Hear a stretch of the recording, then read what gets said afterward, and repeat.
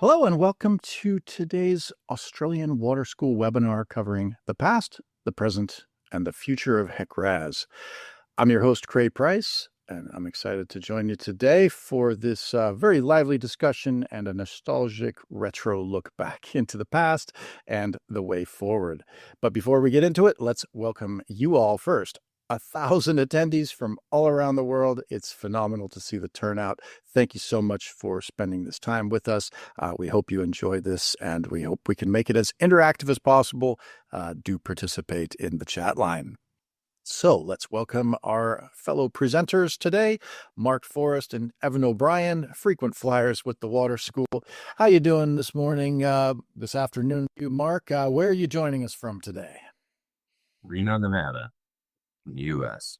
All right. So it's in the afternoon there. Evan, you're on the other side of Australia. I'm out here on the West Coast. You're over on the East. Where are you joining us from today? Tropical Townsville. All right. Well, that's great to have you guys with us today. We are excited about today's discussion, but before we dive into the presentation materials, let's have a look at the poll results. So we were very curious to see which versions everybody had used. As we typically get for HEC RAS type webinars, it's generally ruled by commercial consulting. At least that's the one that comes out on top for the attendees. But let's have a look then at the versions of HEC RAS and see, Mark and Evan, if you think there's any surprises here. Looks like there's a lot of people who probably dove straight into version 6 without having had any experience with the previous software first. So I think we've got a lot of new folks here. A third of all people used HEC RAS v2 or earlier. Oh, yeah. Oh, yeah, but it might be the same people who, the same 13%. It's a multiple choice. I wonder. But how many have used HEC 2? So 13%. Mark, any surprises there? Would you have expected 13% of 1,000 attendees to be have experience in HEC 2? Yes, I would. Particularly in the U.S. Young people have to once in a while delve into HEC2 to resolve FEMA flood insurance studies. Yes. The rest of the world wouldn't have that same kind of incentive to open up the old stuff. But in the U.S., we're still having to recreate things that were made in the past. All right, now here's the fun one. How big was your first hard drive? So 10% of us out there, 11%, had a hard drive that was only 1 megabyte. Now, typically a image on your iPhone might be, maybe 5 or 10 megabytes. So if this was just a single choice, so we've got almost 25 to 30% of the attendees here who started out with a hard drive that could barely fit one photo today on the entire hard drive. Evan, what would you have answered on this one? Oh, gee, it's going back to the 90s. I get a feeling it was less than 100 megabytes. I mean, there's no meme economy at 100 megabytes, right? There's no Snapchat, there's no anything. It's quite amazing, really. Yeah, it's amazing. These are orders of magnitude from starting from 100 megabytes. It's each time, so 10, 100, 1,000. We're looking at a million times more memory here from one end of the spectrum to the other.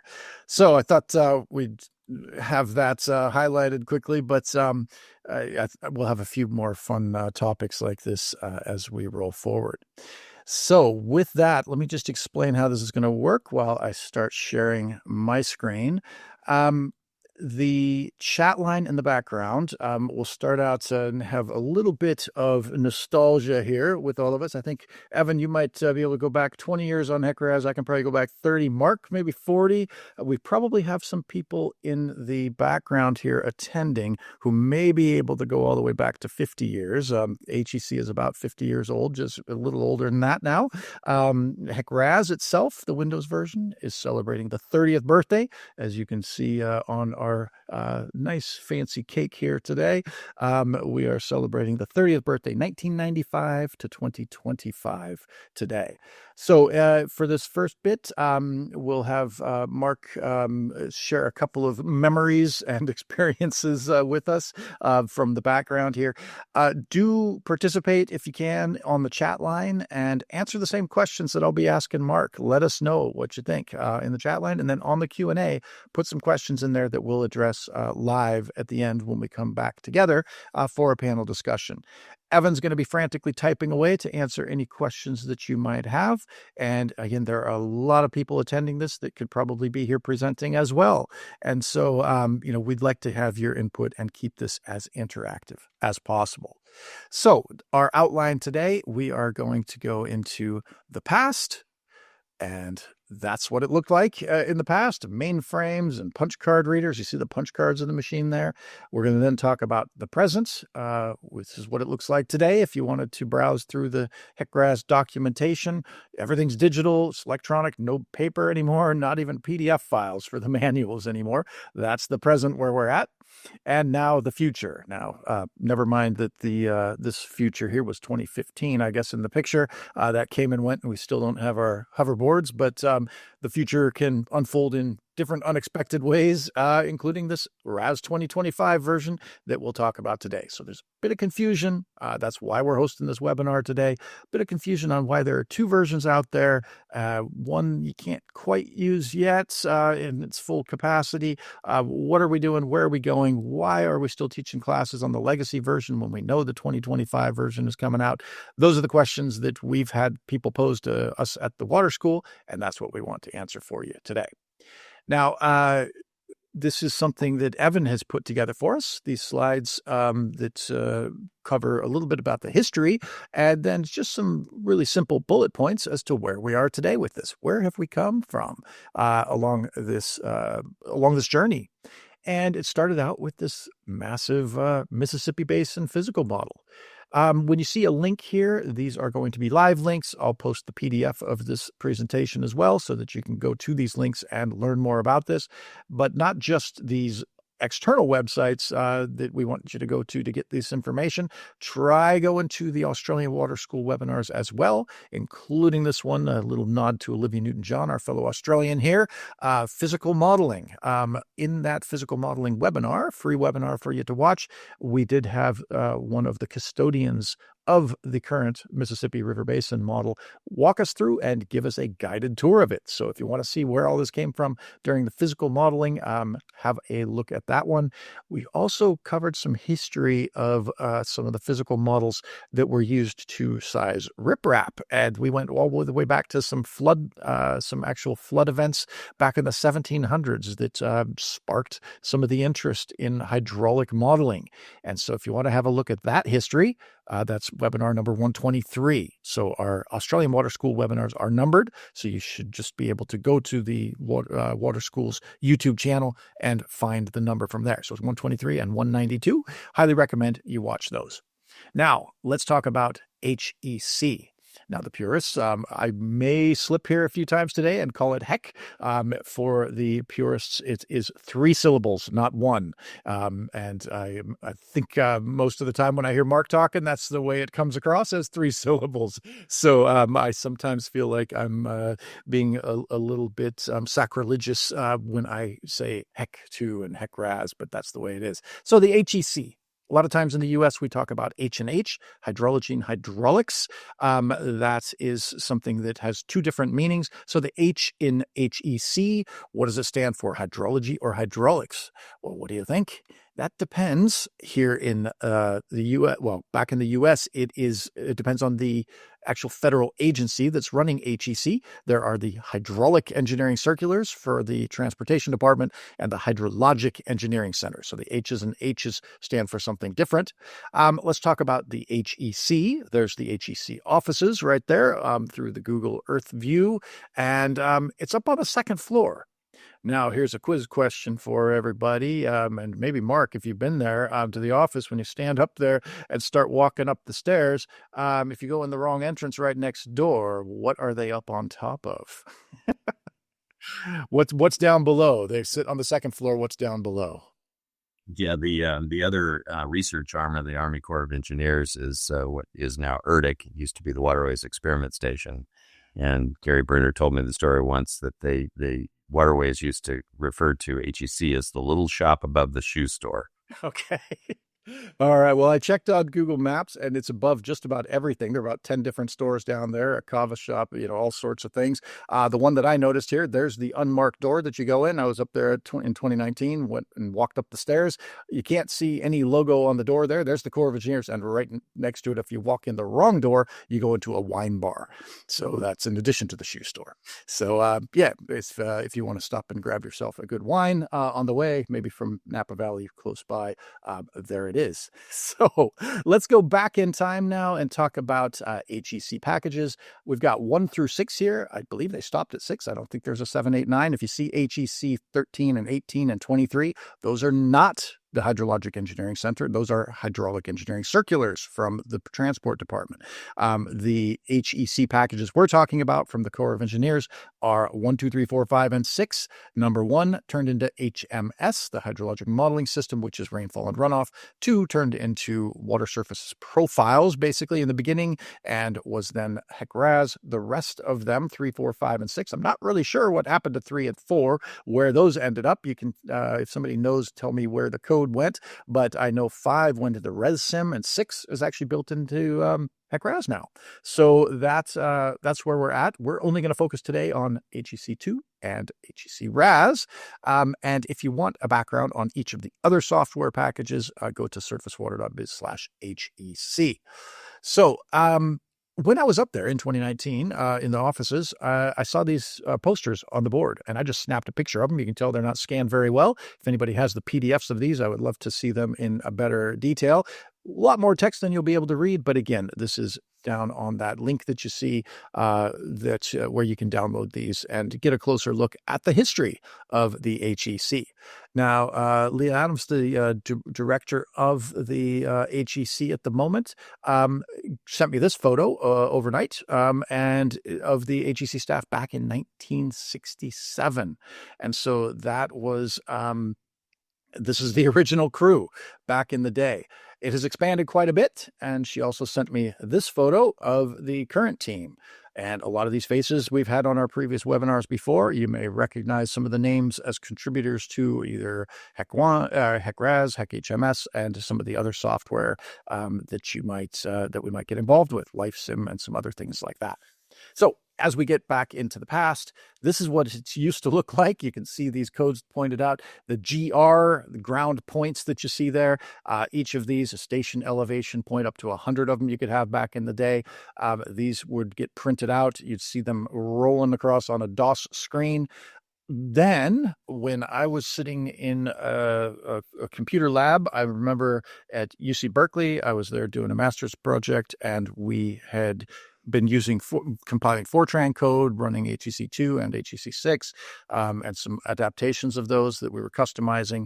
And then my professor comes walking in and says very excitedly, HEC2 is now in Windows, and it was version 1.1, and we all got very, very excited about that, and it went into Windows. This is what it looked like. It still went back into DOS. So you'd still run some SNet or something like that. It would run in the background in DOS, but it was this new GUI that would interface with your DOS program. So you still had to, go through the DOS screens. But here are some of the other windows. I've got HMS in there just for fun as well. This is what it looked like back in the day. Some of the icons have not changed one bit since that day in 30 years. So these manuals... There's a lot more buttons now, though. There are a lot more buttons. We should plot the button count versus time or version. That's true. That's true. But the button images themselves, the icons, not many of those ever change. So if you develop one of those icons, you're in the legacy. I know Chris Goodell, who's been on with us before, has one button that is his claim to fame, and that has stayed the same since the day back in the day. Now, Mark, let's talk a little bit about the manuals here, 1976 and 1990. These are essentially the same manual. It didn't change much. It just got really better printed and better formatted. But the information in these two manuals was almost the same. When you go back far enough, though, the way this is all structured, these things were from punch cards. So have you, and again, for those in the audience too, answer us in the chat line. Have you run punch cards through a punch card reader? And how did that work? Absolutely. Yeah, you would you develop each punch card as a line of code or a line of input in the case of an HEC2 data set. And you would stack them in order, and they get fed into a card reader, which would read them one card at a time into the machine, which would then compile it and run the simulation. And later on, somebody would tear off your output and fold it up and stick it in a box so you could retrieve it, and just to find out that you made a mistake and you needed to do it all over. Oh, yes. It sounds very painful. One of my first jobs when I got out of school was to go clean out and throw out and disperse all of the reel-to-reel tapes. We had some of those as well. We had reel-to-reel tapes with some of the HEC2 runs on it for the LA River, and a bunch of punch cards, like full decks. When they talk about decks, it was a massive box, like a full box of just nothing but cards. And if you look at, early stuff from the NASA program and putting people into space, that's what is full of a bunch of card decks. So, and what happened was these became the lines that you see in your DOS programs as well. And some of that is just a legacy left over. So we used to go to this. This was Appendix 7, I believe, in the manual. And that we would always refer back to that when we were doing our HEC2 studies, just so we knew exactly what code went where. But if you notice certain things, even in the manual, there were no more cards at this point in time. But we still called it the ET card. Okay, so these were still individual cards is what we called these records. The GR card, I heard it called a lot with the ground points. So you had to go in and code out exactly what was going on there. Now, sometimes we think about these things and it's like, okay, well, yeah, we've graduated from that. We no longer need that kind of technology. But what's missing here is the thought process. When you had to go in and compile the code and had to go look at the code, sometimes you would have to go back and figure out the full flowchart of how things work. Nowadays, you don't have to walk through these processes, but it's still good to do so. This is the flowchart for trying to determine how to deal with a submerged outlet in a culvert.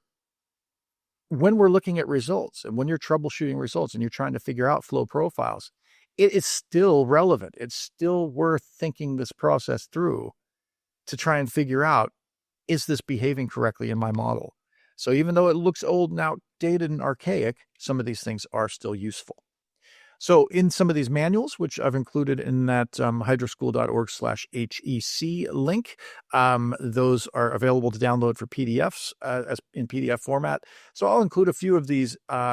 But what you notice here, this one was called the microcomputer. Why a microcomputer? Micro compared to what? What's a macrocomputer?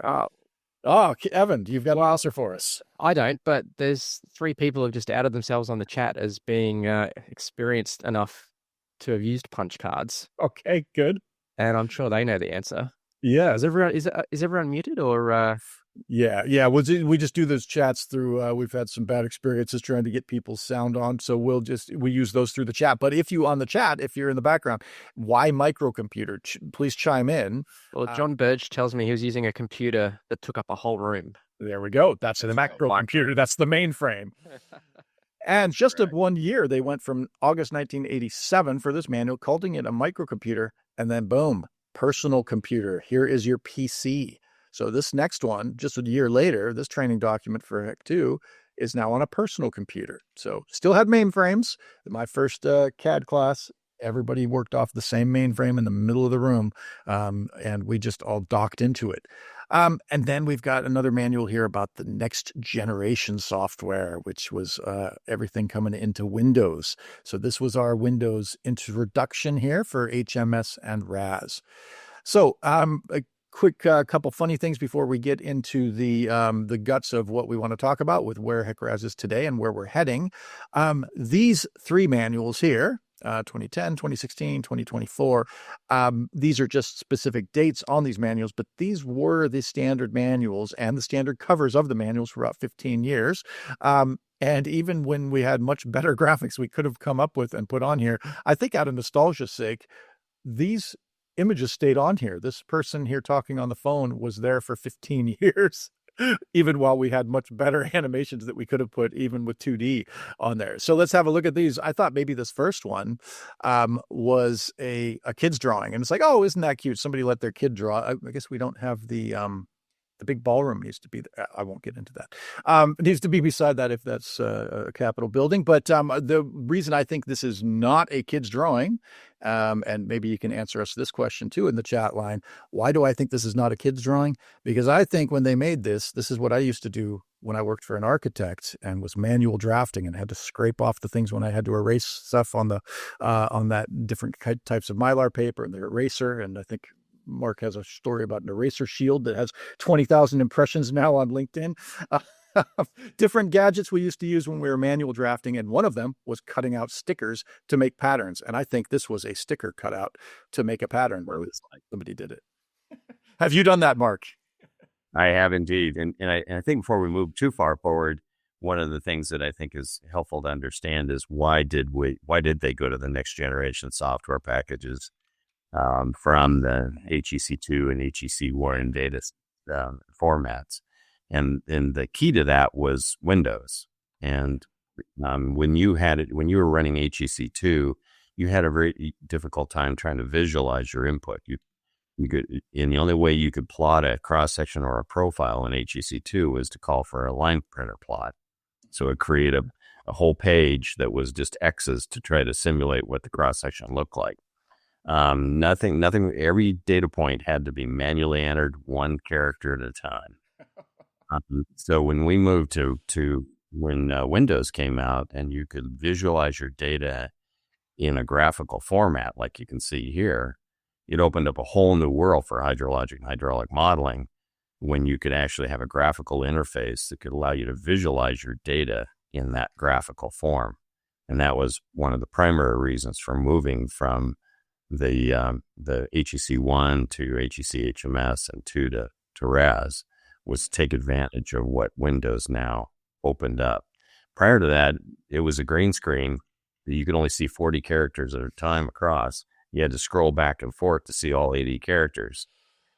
So it was cumbersome, and working in the Windows environment was far better. A lot of people also don't realize that the first HEC1 PC version was actually, that was Gary Bruner's task when he joined HEC, was to convert HEC1 from the mainframe version to a PC version. He later became the leader of the RAS team and took it from version 1 all the way to version 6. But he started out at HEC on the HEC1 team. Yeah, right. And we've had Gary on before explaining all the advances in HEC 6. I think that was right before he retired from the Corps. He was able to hit send on some of the latest versions and give us some updates on some of those webinars that I think, Mark, you were part of as well at the time. So one last graphic. This is just, I don't know if anybody ever did clip art back when that first came out. And do you remember that we couldn't draw circles for a while? So yeah, look at this clock. So this was sitting on our cover page for 15 to 20 years of the RAS manual right here. This is our true art for the day. So we're not going to cover too much more about the past. That is what we've got here is a cool article that's on the Civil Geo website. I think Chris Mader wrote this one, that has a lot of screenshots and some story about the history of HEC RAS. And here we go. Mark, let's talk a little bit before we dive into the present day about maybe your first computer. I've popped a screenshot here of my first computer. When I was a kid, I started coding in BASIC. Yes, I was a nerdy kid on my Commodore PET. To me, that looked like really futuristic. Like this could have been, HAL in 2001. And it was called the 2001 series because we thought it was so futuristic. And not even discs, not floppy disks, nothing, a cassette tape. That's what I would store my BASIC programs on when I would write these. So yes, I was already a nerdy kid, probably destined to be an engineer from an early time when I sat at that computer.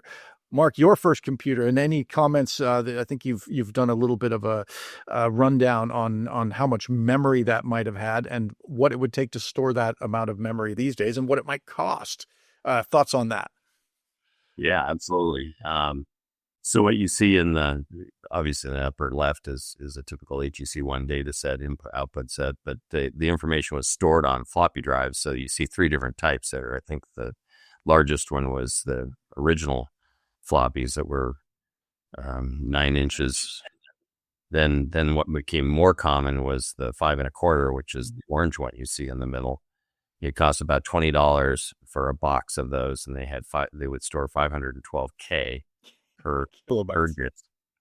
And then the one Evan's referring to is the 1.2 floppy, which was a 3.5-inch size and was hard and wasn't really truly floppy.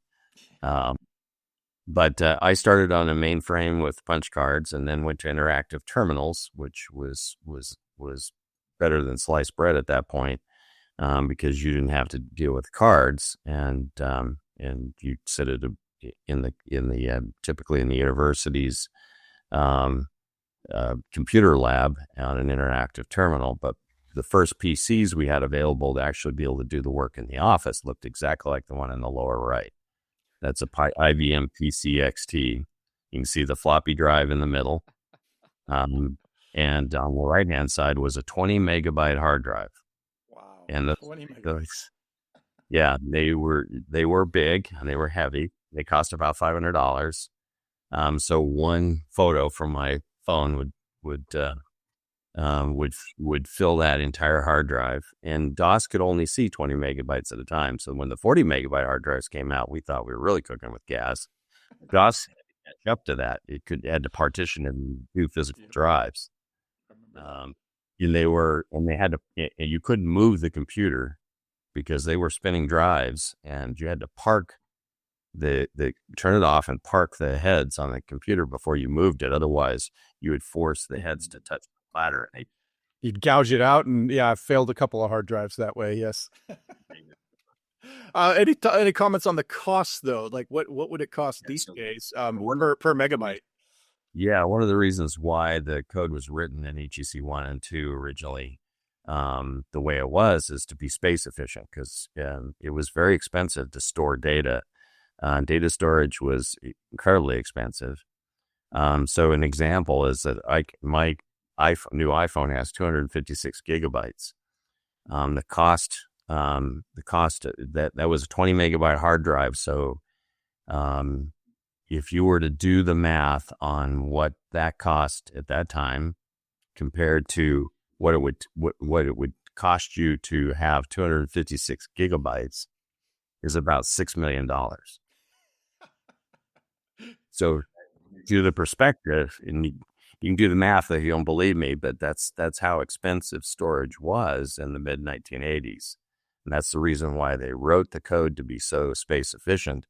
That orange 5 1/4 would fit the HEC2 computational, that program itself, the co-ed, which was the editor for it, multiple input and output files for your project runs would all fit on that drive.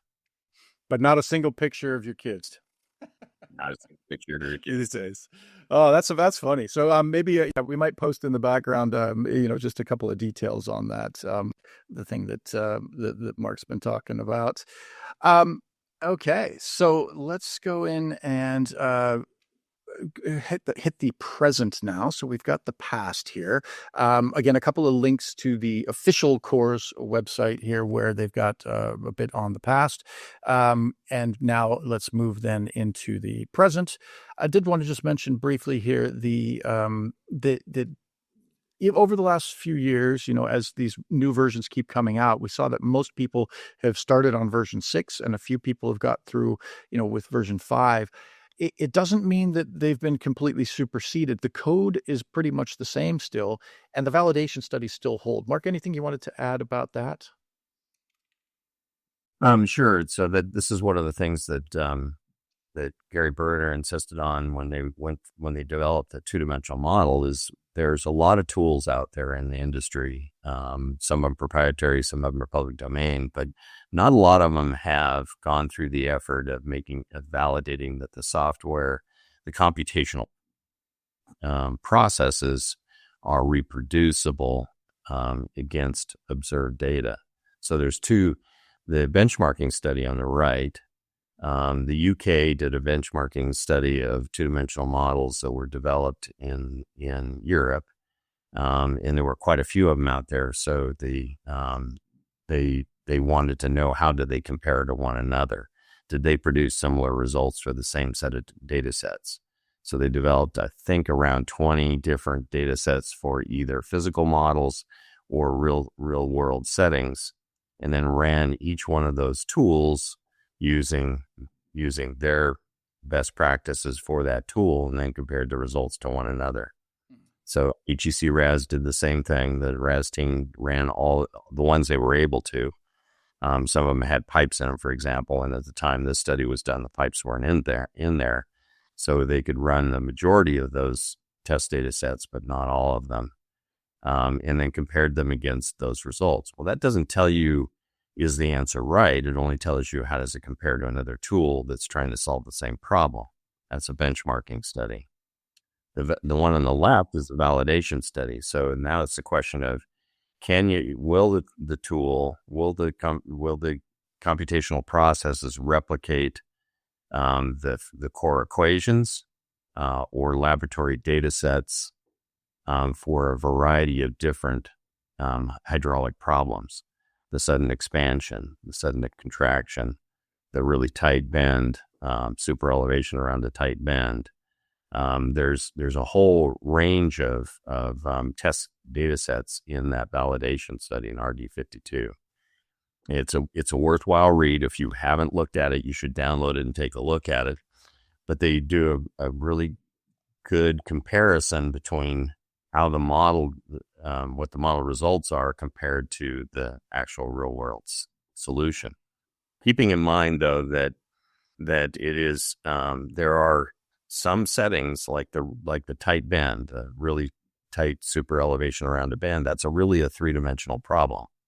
You're getting vertically as well, and this is the two-dimensional model is still a depth average solution vertically. Yeah. So you're not going to replicate that third dimension in a two-dimensional model that may be important for being able to reproduce certain situations. Yeah. If that's the case, then you need a CFD model. You need to add that third dimension to the simulation in order to be able to capture certain behaviors. There's always going to be a limitation to a 1D model. There's always a limitation to a 2D model, and there will even be limitations to a 3D model. Yeah. And a lot of times that's time. That's how much time do you have to sit there waiting for results, on your system. So yeah, the reason I wanted to mention those things is just that, sometimes we think about things that are outdated and think we've superseded everything, but the code that was used in the software when these things were verified and validated, is largely the same. It's still there, and it still would hold today. So even though that's 6 years ago or 7 years ago now, these are still very valid and worth watching. So this brings us to the present, and this brings us to the reason why we had this webinar, not just because we happen to be celebrating the 30th birthday of HEC RAS, wanted to wear something a little festive today. We're celebrating a birthday. That is one reason for having this webinar. The other one is that we get all of these questions now about the dual release. A lot of people are asking us, the water school's been offering HEC RAS training for, through IceForm, it was, for at least 20 years now, with Bob Keller, who started doing that for the organization. And we've been doing this for a long time. And so we've got a lot of people that turn to us for information. And what we're going to do here is give you the resources to try to figure out what's going on directly from those who know better, because there are some people on the development team who know a lot more about when things are coming out and can notify you quicker than we can when something is new. And so we're going to be recommending that you subscribe to the official HEC channels to make sure you're in the loop when these things are released. So we did a quick video. Evan did this one for us about a year ago on the last day of the last week of the last month of the federal fiscal year last year. We got 2 releases all at once, an alpha version, and it was a full version, but pipes were still in beta at the time. So we got these 2 releases. Now they sit at the same time, downloadable, both of them. You can grab the latest version of the legacy version, or you can grab RAS 2025. And so the question that we get asked all the time is, okay, well, great. The Australian Water School offers training for HEC RAS. Why aren't we training on 2025? And why are we still back, on the legacy versions? So we wanted to kind of answer that question a little bit in terms of, what RAS 2025 can do and what it cannot do at the moment. But before we get into that, let's just talk a little bit about the cool things that we can do right now in the legacy versions. 6.7, and this actually started in 6.0. We had the 3D viewer, which you see here. And we have the ability to now take our results and export them. You can see the Millennium Falcon there flooded.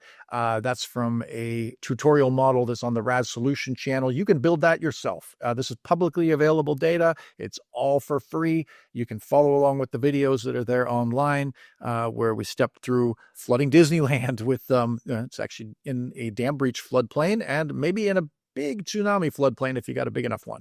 We hit it with both in this tutorial model that you can go grab yourself, and then you pull it into Google Earth and you can actually fly around and see where the water is. Likewise, in the 3D viewer, you can zoom into different areas. You can put a flight path in there. You can watch the water come and go. Really cool stuff that you can do. But at the same time, there are some cool things you can do in this new 2025 version as well. And one of the most practical things that we can currently do in 2025 is this thing called the new mesh generation system. And I wanted to just let Mark explain a little bit about some of the pros and cons of going into the new version, which you can just download and double click on an EXE and just run straight from there, versus going into the legacy version and doing it there. So you notice here in RAS 2025, if you download it and double click on it, it'll open this up. You can see right here, I just checked on this a couple of days ago, and have a look. There's already, October 11th, there was an update here. This was a new RAS 2025 alpha. Without me doing anything, it already updated it. I didn't have to go download it. It already updated it, right? And you can actually report bugs on the fly. There's some cool things you can do with this. I took our Gold Creek model, which is the one we've been using. It's got everything in it, all the things we might want to model. And so it's one that's in kind of Evan's neck of the woods up in Queensland. And so I took that model that we do in our legacy version and just pulled it up in 2025 and made this mesh, which looks very different. You notice this one versus this mesh that we did here for our course. This is in the master class that we've just finished with Evan helping to teach that one as well. Same area. So you can see here, that's the same bend in the channel. There's this one here. We put in some break lines. And this one, though, we put in these arcs. What are the pros and cons? Mark, you want to just talk about that for a minute? What are the pros and cons of using the new meshing tools versus doing them in 25 and then bringing it back into the legacy version and using them there, or just using the old tools? What do you do? Yeah, can I jump in first? Because a good question just came up, very timely. Yes, is regarding the meshing capabilities of HEC RAS 2025, is it better to use the triangles rather than, grids or semi-regular grids when you're re-importing back to HEC RAS version 6? Yes, yeah. So, Mark, if you can add triangle or squares, what do you like there? Yeah, what's your preference? Yep. That's a relevant and consistent with what I was going to talk about as well. So, there are 2D models that use a single elevation to represent a mesh element. So, some of the tools that are out there do it that way. So, if you want to actually capture the terrain, you need to have mesh elements that are small enough to do so. One of the advantages of RAS from version 5 forward is its ability to see the subgrid terrain detail. So each grid face is a cross section, and the interior of the cell is a stage volume relationship. So it sees the underlying terrain.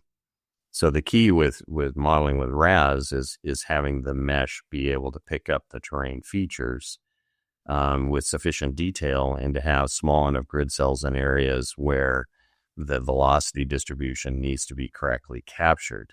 So you may need smaller cells in the channel itself where the velocities are higher, and larger cells can be used in the areas where the velocities are low. and not compromise your results. So in order to do that, it uses a flexible mesh up to 8 sides. So RAS versions 5 and 6 allowed the user to move the cell centers around in order to configure the cell faces the way they want to pick up terrain features.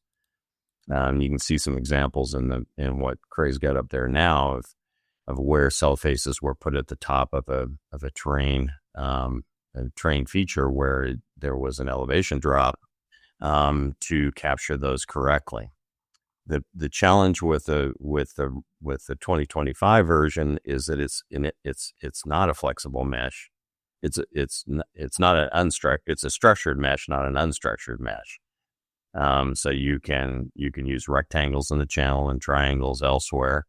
You can configure it based on where the high points in the terrain are using arcs, which are similar to a break line in version 5 or 6. But you have less control over you can't modify the grid cells and cell centers like you can in version 6. And that was one of the reasons why 2025 was released as an alpha, was to allow people to use the structured mesh in version 6. So version 6.6 allowed you to import a RAS 2025 structured mesh into RAS 6 and be able to run it with a structured mesh. But 2025, so far, I don't believe they have the intent to allow you to use an unstructured mesh in the future version. Personally, I like the unstructured mesh. I like to have the control as a hydraulic modeler for where I want the cell faces to be in areas where the terrain is complex. So I like the unstructured mesh, where the structured mesh, I feel like, gives me less control over how I mesh it, or I may have to use much finer cells, smaller cells, in order to get the details that I'm looking for, which may make the run times a little larger. So there are pluses and minuses associated with both structured and unstructured meshes, and a lot of differences in opinion, particularly from a coding perspective, of which is more efficient. So those are the kind of the key differences. So version, any models you create in version 6 or lower are not going to be upwardly compatible into RAS 2025 because it won't allow the unstructured mesh. Whether they're going to create a version later on that will allow you to bring a version 6 model forward, I don't know the answer to that for sure. When I talked to the RAS team last about that, that was not an intent, was not an objective to make an unstructured mesh a component of the future versions. Perfect. Okay. Well, thanks for that. If anybody wants to discuss those further, I mean, there are lots of threads on LinkedIn HEC RAS user groups and on the Facebook HEC RAS user groups and things like that about the pros and cons. Do reach out. I know Mark's very active on those channels as well. And it'd be good to have those discussions and just make sure we get all your questions answered. So put any other questions into the chat line if you have questions about that. Another feature I wanted to mention, besides the meshes, now this is still beta, I believe, but it's been in 6.6 and it's in 6.7 as well. Evan helped out with this video as well. You might want to have a quick look at these 10 minutes and 6 minutes. It'll go very quickly. But now we've got the ability to model pipe networks. So we could always do the pipes, there's a culvert from day one. We could do culverts in HEC 2 way back, 40 years ago. So with an inlet and an outlet and a weir going over the top. Now what you can do with a pipe network is bring in flow from anywhere, and you could just insert the flow. It doesn't have to come from anywhere. It can just be a pipe spewing flow into your river channel. You could also have flow coming in and going out. So in a drop inlet and then out of a pipe through the inlet or through the drop inlet here from, upstream to downstream, coming in and out. And then they've got this interesting one here. Now I looked at this and I was like, why would anybody ever want to do this? The designer should be shot. Why do you have flow coming in this way and flow coming in this way? Any thoughts? Why would you ever want to model that? There is a good reason, but it took me a little while to think about why we would want to do that. Any thoughts? And put that in the chat line too, if anybody has any comments or suggestions on that. Why would you ever want to model this? And the answer, drum roll, if anybody has put it in the chat. Evan, I'm not even watching the chat, so hopefully. Oh, we've got, so Neil says surcharge modeling. We've got dry well, water treatment, urban drainage modeling. There we go. Somebody got the answer. So if I was in a real class here in person, I'd like to throw out some treats here. Whoever said that well, the dry well would get the reward for that one. Yeah, you just put a pump inside of it, right? It's a sump. So yes, you have things draining there, but then you'd have to be pumping it out. So there are good reasons for doing that. Evan, you want to spend a couple minutes talking about your pipes course and how you went about doing this? We do have a video you can watch on there, a free video, and then we have a paid course as well, where Evan stepped through the process of building this in his own backyard. What was your experience? Yeah. Like it, well, look, like it or leave it? What do you think? I'll like it in the future, I think. Yes, there we go. Look, Timely, the Q&A is blowing up with questions about can you model a pipe network, typical of a urban drainage system like we can see here. The answer is yes, but with limitations. So we set out, I built this model, I designed a whole lot of course material, and it was very instructive because I came across all these issues that I'd assumed weren't going to be sort of stumbling blocks. And I guess chief among them is that if you're doing one of these models, at least in the Australian context, you're going to be asked about your capture charts. How is the flow being captured and at what rate based on the geometry of the inlet? And I suppose what we realized is that degree of flexibility is not there yet to be able to specify that information. Then once the water is inside the pipe, pipes changing directions, that's fine. That's accounted for by the momentum equation. And the solution is, I guess elegant, right? Like you can see velocity changes along the pipe, which none of your current like 1D stick network models will do unless you like chunk them up into tiny little bits. So that looked really good as well. But the junction losses, it seems quite hard to reconcile that against, say, an XP swim or an EPA swim model that you might have made.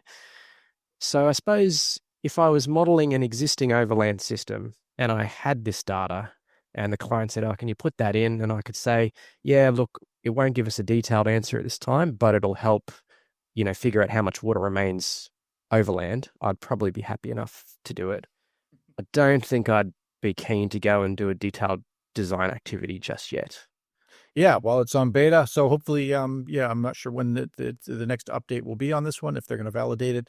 Mark, any thoughts, pros and cons of, somebody just picking this up and using it for their urban storm drain model and saying, okay, here's the answer. Let's start, charging insurance rates and changing insurance rates based on what this model is telling us. What would you advise somebody if they wanted to just pick this up and run it in their city as a storm drain network model? Well, Evan's comments are spot on. One of the key components of getting a storm drain simulation correct is the performance of the inlet. And if you can incorporate it as a rating curve, then you have a little more freedom to make the flow going into the system more correct, physically correct. It is solving the unsteady solution. So you're propagating flow through the system from upstream to downstream in the RAS storm drain solution. And I'll also agree with Evan that there is, I believe, a missing component to the losses that occur at a manhole, because there's two types of losses that occur in a manhole. Right now, it's kind of an elegant solution when you've got two flows coming in from two separate pipe systems into a single manhole. You're going to have variable losses associated with momentum, and that's what it accounts for right now. So if you've got more flow from one than the other, you're going to get turbulence inside that manhole that is associated with a momentum loss, and that's what it's accounting for currently. But there's a secondary loss on a manhole too, which is the form loss. That water that gets contracted into the pipe at the downstream side of the manhole that is a form loss that isn't present in the current solution. So you may have to account for that independently as well. It's a good step forward. I think it's going to probably likely improve over time as they add these things. Another limitation is that laterals typically from an inlet to the main line tend to be very small in diameter. And that's a very difficult solution when you have really small volumes without having to decrease your time step really, really small to account for small pipes. So there is an instantaneous option to take the flow at an inlet and instantaneously deliver it to the next manhole location to overcome that problem so that you're not having to solve the equations for a very small volume and a very small pipe. So that's another limitation that you have to keep in mind and solve that way as well. Okay. Well, those are good comments. It is very promising, and it sure works better, a lot better than it did when we had to fudge these things in before by just putting terrain modification pits in and letting it go to open channel flow at every junction, like you'd have to do if you fudge it in with a bunch of culverts, or have to use other software. So it's very promising, but be very be cognizant of the limitations before you go just blindly taking these answers. Sorry, go ahead, Mark. Yeah, one other comment is that historically we solved storm drains the same way you would do a 1D steady flow RAS problem. It's a standard step backwater. You start off with a downstream boundary condition assumption. You add your friction and momentum losses along the way to capture your energy grade line changes and subtract velocity head to get to hydraulic grade line. That was the way we typically solved storm drains in the past, but it doesn't account for that wave propagation. You've got flows combining in the system at different points in time, and being able to actually propagate those flows dynamically in time through the system is what this is now able to do. Yeah. So it's a very different solution scheme than the standard step backwater approach that we used for years. Well, if you want a preview of this, there is an on-demand course available that Evan developed. I thought it was great. I attended it just to learn from Evan as well about how this new feature was working. The other feature that we probably won't cover too much today, by one of our instructors, Brian Whalen, would be helping us out on this new sediment transport features course that's coming up, and we'll give you some details on that later on. Just be aware that there have been many advances in the past since 2020, when we had the whole core team came on in 2020 and introduced version 6 to us. All the new features there. We don't want to cover any of that, but since version 6.0 and now we've had 5 years worth of improvements. Stanford Gibson over at the core has been working really hard putting new features in and improving things on sediment transport. We'll have this upcoming course in a couple of months' time. You can already register your interest for that one through the Australian Water School's website, and we'll cover some of these new features that you see outlined here. These are and all the legacy features as well, including 1D. You don't want to just dive straight into 2D sediment transport and only run it in 2D. Very important to understand the 1D dynamics too. Sometimes you need to validate it with one-dimensional modeling before you even get into the 2D, just to make sure it's working before you make things more complex than they need to be. Because if you have trouble balancing water and sediment when it's running dynamically in a mobile bed situation, can be very challenging. So we've had the past and the present. Now we've got the future. And granted, we're toward the end of our webinar because we don't really have a lot of information to give you about the future. We have what the core has given us, but knowing the uncertainty around funding at the moment and things like that, I think they would be hard pressed to commit to any timelines that you just never know what might happen in the future. But there is a roadmap ahead. So 2025, 2026, and 2027. Here's what we can expect based on the core's website. These are the functions that are, some of which are already in the software, some of which were scheduled to be added this year. Now in 2026, you can see the additional features that will be coming, and then in 2027. Now, the big question, and maybe somebody's got an inside scoop on this, maybe there's somebody from the Corps attending in the background who can tell us the answer. When they add some of these tools in 2026, are we still going to call it RAS 2025? Or will it then be changed, the name and the logo and everything, to 2026? And when it's 2077 and we reach feature parity, hopefully is what they're calling feature parity, when they have all of the things that are available in the legacy versions now built into the new ones, is it still going to be called 2025 when we're living in, is it going to sound like Windows 95 to us today? When you hear somebody running Windows 95, you'd be like, wait a second, really? So I'm curious on that. So answer that question in the background if anybody has an inside scoop on that. In the meantime, what we are recommending to everybody that's asking us questions is to subscribe to the official channels. It used to be that the Corps would, help out with random webinars through different groups. Now there's an official channel. That's where you get your information. So we had some things compiled from previous webinars where they've come on. Now it's straight from the organization itself. Do subscribe to this. Right now, you can see they've got 2,000 subscribers. We have 20,000. We want to balance that out. There's no reason you need to unsubscribe from our channel to subscribe to that one. If you're subscribed to us, we've got at least 5,000 or 6,000 HEC RAS users in our database, and y'all ought to be subscribed to this channel. If you're going to use HEC RAS, be subscribed to this, okay? And watch these demos. So one of the things I'm recommending to everybody, when people come on and take our courses, they're like, wait a second, you're still in the legacy version. I say yes, but what I want you to do is to subscribe and to click on these things every time one of these videos is released. If Stanford comes up with a new 10-minute segment and says, try this, here's a demo of how to do it right then and there. That way it won't be so intimidating when when we do start reaching feature parity and you want to switch over.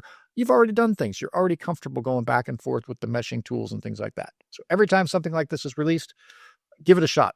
Practice it on your own and do subscribe to those channels. So the additional resources that I provided and that I mentioned here, again, on hydroschool.org/HEC, including all the other HEC software. And what you'll notice here is one of them is, so ResSim we talked about was one of the HEC packages. This one here, LifeSim. We are going to be teaching a course coming up, and there's one going on right now in LifeSim that you could still come along to. So there are other HEC packages besides HMS and HEC RAS that you can learn as well. Now, do have a look at some of these YouTube playlists as well. We've got one with 27 videos in it, 28 now on the Australian Water Schools channel. These are all free to watch.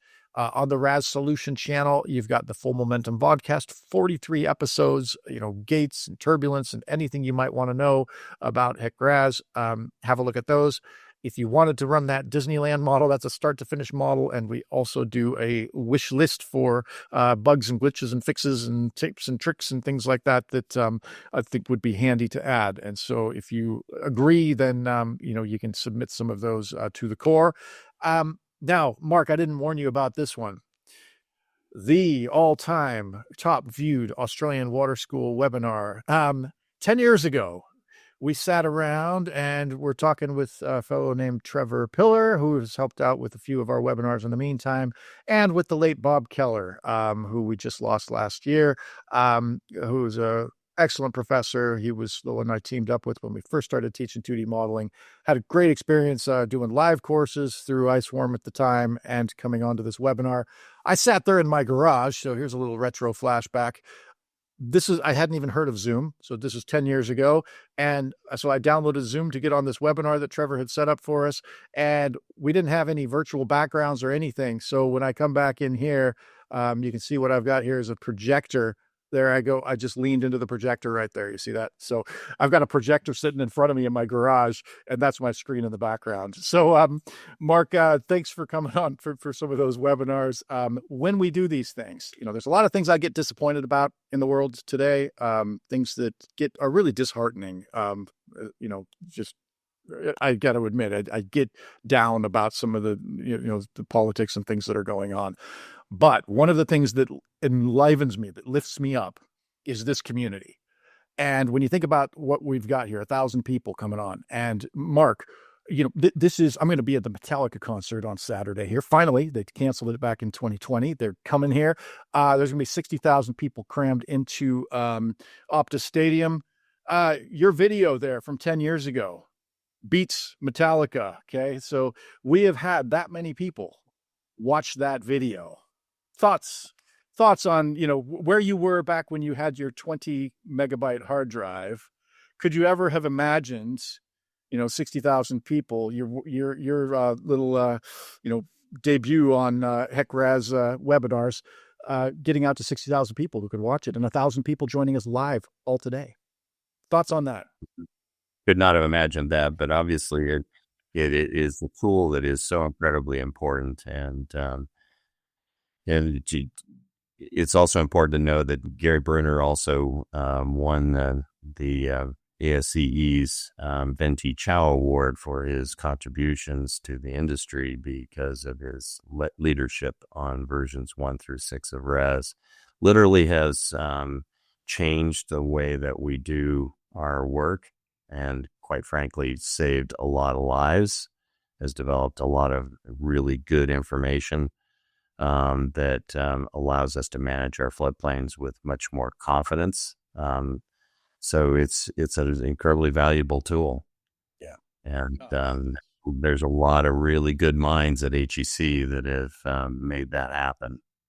Yeah, when I see that photo that Leah sent over of all, that HEC team, I'd like to just shake every one of their hands, because what I do on a daily basis, me being able to go around the world wherever I want to go and say, hey, let's teach a course. This global software that they've invested their time and energy into, promoting, gives me a livelihood.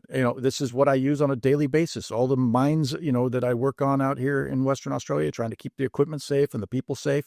Yeah, this is, these advances are things that have helped, and, and the other software as well.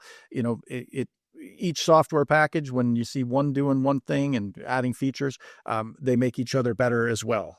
Just on that, trying to get 2 questions done before we finish. And this one's relevant. Is development happening during the shutdown? Oh, yes. I think there is something with essential services. And just if you do need to run, if anybody doesn't need to run, you will get a link to the recording. So we understand that. We'll run a few minutes over because we do want to hit a couple of these questions afterwards. So if you do need to run, though, you will get a link to the recording. So don't worry about that. So Mark, or anybody in the background, if you have any intel on that, I believe the shutdown, does not necessarily shut HEC down because of the essential services. Anybody got any background on that? I'm not sure whether they'd be considered essential services or whether they are standing down. So I don't know for certain, but my suspicion is that they're on pause. Perhaps send an email and see if anyone replies. Well, they've been replying, because I was asking them about this webinar, and and so I think they are checking emails, but I'm not sure how that affects things these days. Go ahead. Sorry, Evan. Oh, just one more question then. Can HEC RAS do all the work that can be done by TUFLOW? If yes, why do people pay for a TUFLOW license instead of using HEC RAS? All right. Well, let's not get parochial here, because on the water school, we also, and I use more TUFLOW than I use HEC RAS, but there are certain things, it's more about the modeler and the input coming into the model, whether you've got good terrain data, whether you've defined that well, than it is about the actual model that you use. But there are certain key features of TUFLOW: being able to model transmission losses, being able to do depth varying roughness, certain things that make it advantageous to use other software. Sometimes it's just whatever the modeler is comfortable with. But it's, what we don't want to do is start comparing pricing, because it's a uneven market when the U.S. taxpayers, thank you, us international freeloaders, can take advantage of that. It's not a fair play market. And so we need to be a little bit careful about how we, word those things. But yeah, TUFLOW is an awesome tool that can do many things. Bill Syme has just retired and has left a legacy, big boots to fill. We love using TUFLOW as much as any other software. So we'll never promote one versus the other. It's modeler. So I think it's horses for courses, right? You have to find the right tool for the job. I would struggle to do a dam break model in TUFLOW as well as I could do it in HEC RAS, for example, or a very large river model. But small scale urban stuff, it's TUFLOW, right? Yeah. They're all solving the same equations at the end of the day, by the way. Should be if you're getting out of the default, do not go with that default diffusion wave though in HEC RAS. So we'll talk about that in our courses. Talking about courses, let me just mention a few things coming up here. I know we do online courses, and we will promote a few of those, and we do some live online ones, and then there's some on-demand online ones. But exciting things coming up ahead in a couple of weeks. I'll be in Canada, in Toronto. There's a course going there through the Canadian Water Resources Association in Toronto in a couple of weeks. So any Canadians on board, if you want to come have a live course, look at that globe. Yes, we've turned it upside down for the rest of y'all, but this is the way the world looks to us here in Australia and in New Zealand. Come along in March. That's our course that's been an annual course, which is HMS and RAS. And here's the big plug for all of y'all to come see Mark and Evan teaching in person. This is in Australia, the Gold Coast. It doesn't matter where you are on the planet. If you waited till the last minute and booked in a flight, from Perth to the Gold Coast, it's going to cost you the same as if you booked right now from overseas. So you could come overseas, come to the Gold Coast in April, the FMA conference, Floodplain Management Association of Australia. Come to a live in-person course where we can come around and help you out and do it the way we love doing it in person. Help you out. Time of year on the Gold Coast. Yeah. So, want to make a plug for that there, Evan, for your neck of the woods? That's do the fairly go for a surf, have a swim. There we are. All right. So if you're interested, locations. That's true. So if you're interested in the Toronto training, here's the details for it. You can go and log on for that one and register for it right now. New Zealand, here's the one that you would just email me there, and we'll get you registered on that one. And then here's the FMA conference in Gold Coast. You can see right there. There's the surf, so close to you. Come along, and the first 2 days, so the 20th and the 21st, we'll be running not just HEC RAS, but HEC LifeSim as well for planners and managers who want to do dam breach modeling. So with that, let's, I know we're running over a little bit, but let's make sure we, we'll close it up here with with my slides, and let's go into a couple of audience questions. Maybe, Evan, if you just pick the most upvoted ones, one or two that are still left that you haven't hit, and then Mark, if you want to, while Evan's talking, if you want to just have a quick look and see if there's any, main question or two that you would want to hit before we wrap it up. Well, I answered all of them. Wow. Okay. Well, then, but anyone can go up for a Q&A and if you've got something to add, go have a scroll through the Q&A. I tried to call out the ones. Wow, 37 questions answered. Yeah, you have been frantically typing, and you just called me out for not answering a question, so I've just answered that one. Okay. This is why I always have Evan along as my wingman for any course that I teach, because he's so good at what he does and engaging, and allows us to not just understand, not just give the answer.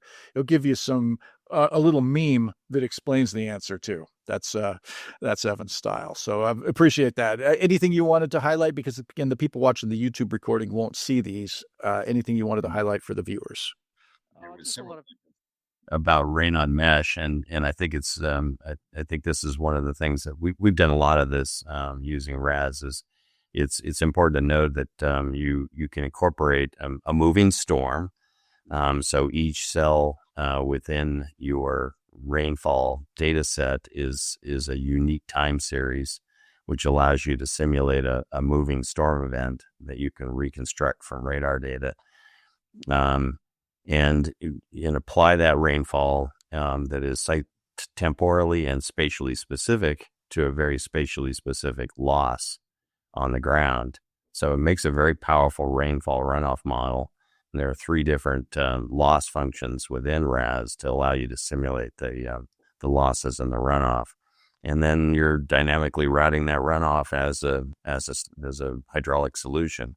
It's a very powerful tool. We've used it for flood warning systems. We've used it for forensic analysis of observed events. It's very powerful.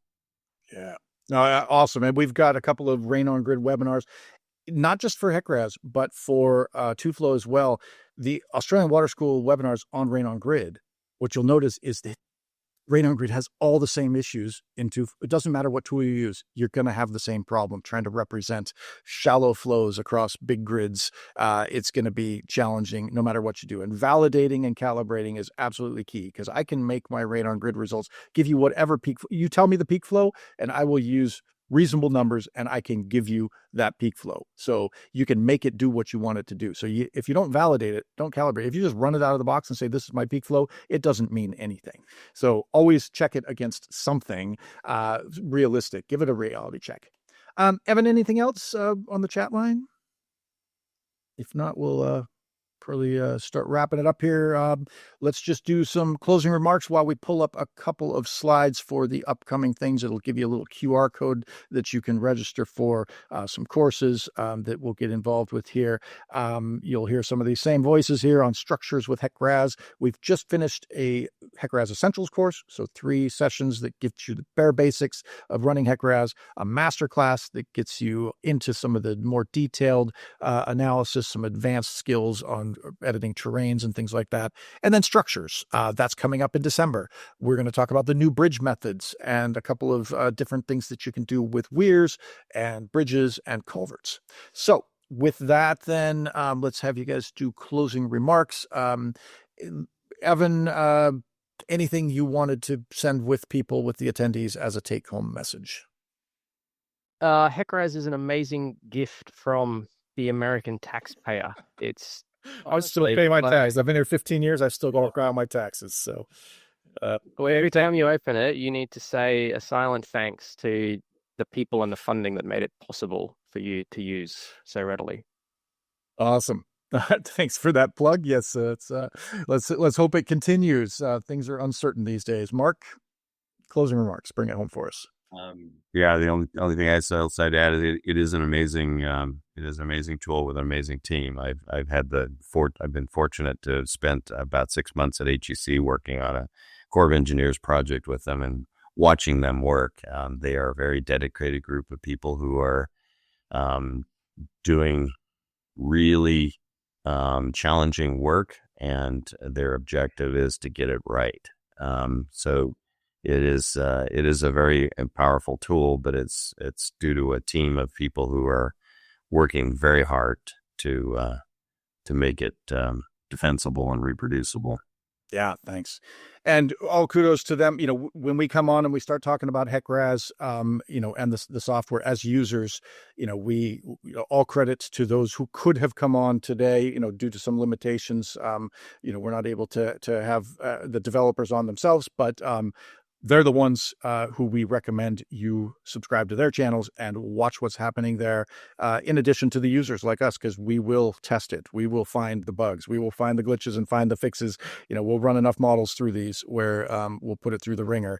And so you want to know how to use it, but you also want to know about the development and the schedule. So do subscribe to those channels that we mentioned, and come along to that website there, hydroschool.org/HEC, to get all the resources from today's webinar and sign up for these courses. We'd love to see you there.